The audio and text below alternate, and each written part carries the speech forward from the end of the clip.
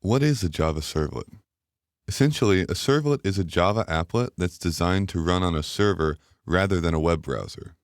They are commonly used to extend the capabilities of a server.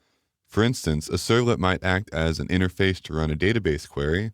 It might hold and manage additional information alongside a stateless HTTP protocol, or it might convert input from an HTML form into a format more useful to the server.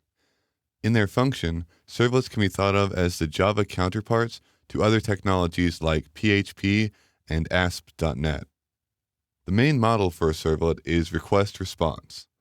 Applications or users interact with the servlet by sending a request, perhaps for a certain piece of data. The servlet then takes that request and translates it into a series of operations on the server itself.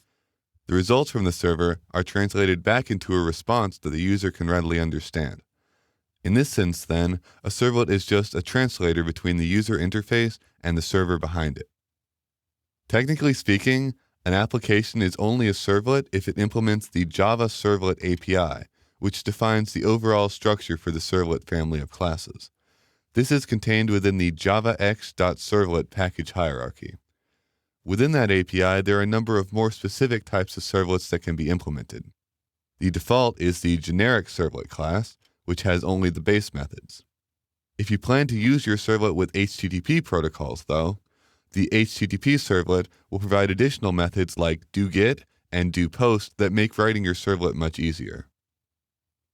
The lifecycle of a servlet has three main phases, all of which are controlled by the web container in which the servlet is deployed. In the first phase, the web container uses the init method to load the servlet class, create an instance of it, and then initialize that instance. Once the servlet has been initialized, the container can send requests to the servlet using the service method. A single servlet can respond to any number of requests from its client, but each request must be serviced in its own thread. Once all desired requests have been serviced, the web container will call the destroy method, thereby removing the servlet. In sum, a generic servlet lifecycle will consist of creation, a number of requests to be serviced, and then deletion. Now that we know what a servlet is, let's take a look at Java server faces.